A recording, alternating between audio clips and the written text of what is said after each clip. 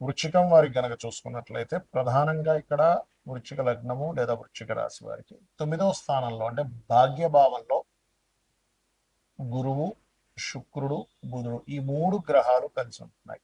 భాగ్యంలో శుభగ్రహాలు కలిసి ఉండడం ఒక రకంగా చాలా మంచిది చెప్పాలంటే. మరియు దీంతో పాటు చతుర్థ రాహు, దశమంలో కేతువు, మరియు అదేవిధంగా పంచమ స్థానంలో శని, అలాగే దశ మనకి ఈ యొక్క కుజుడు కూడా సప్తమ స్థానంలోకి వెళ్తున్నాడు.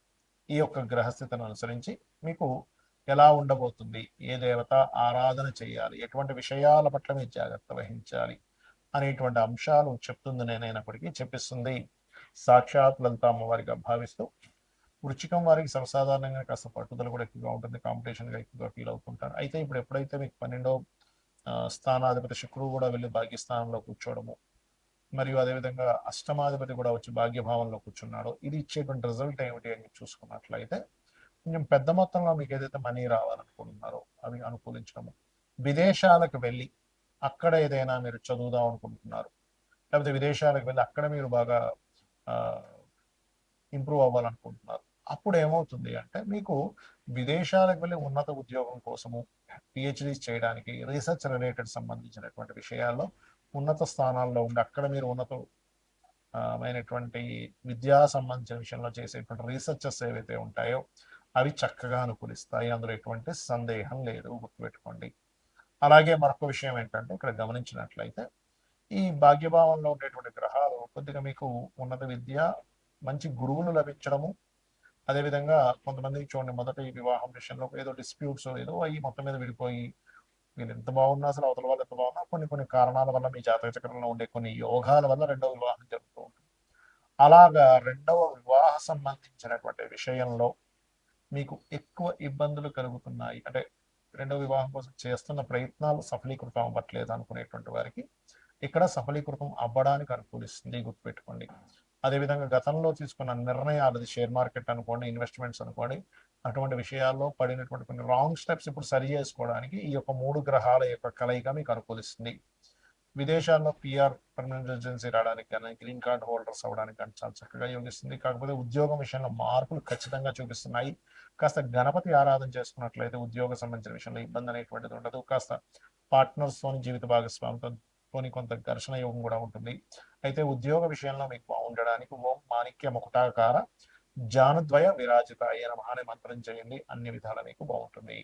మీనము వారికి కనుక చూసుకున్నట్లయితే మీకు జూన్ 23వ తేదీ నుంచి జూలై 5వ తేదీ వరకు గురువు, శుక్రుడు, బుధుడు ఈ 3 గ్రహాలు, 3 శుభగ్రహాలు పంచమ స్థానంలో కూర్చుంటున్నాయి.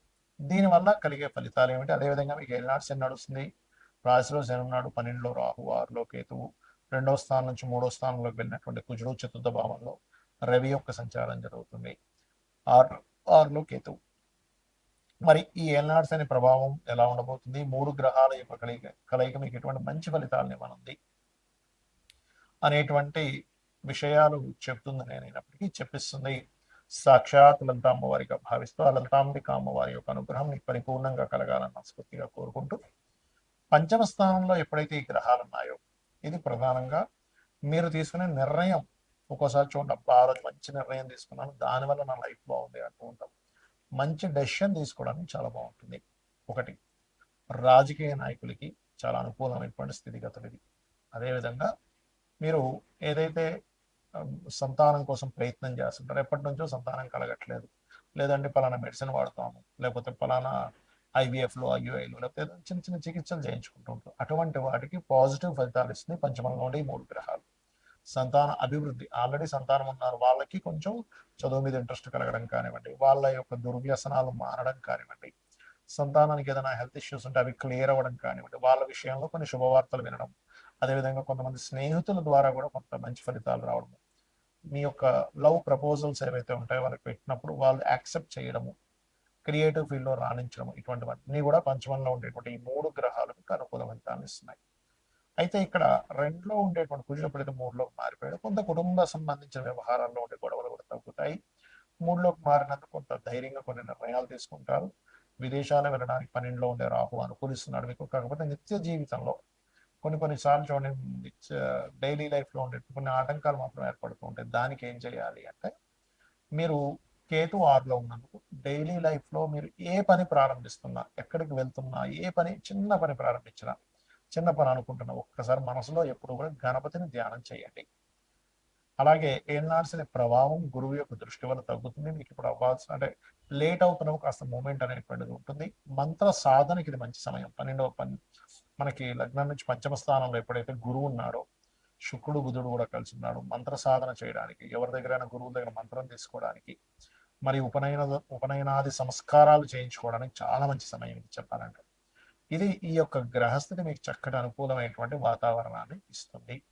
ఇక మీరు నిత్యము చేయవలసినటువంటి దేవత ఆరాధన ఏమిటి అని చెప్పి చూసుకున్నట్లయితే, మీరు దక్షిణామూర్తి యొక్క ఆరాధన చేయండి. శ్రీమాత్రే నమః అని మంత్రం చేసుకోండి.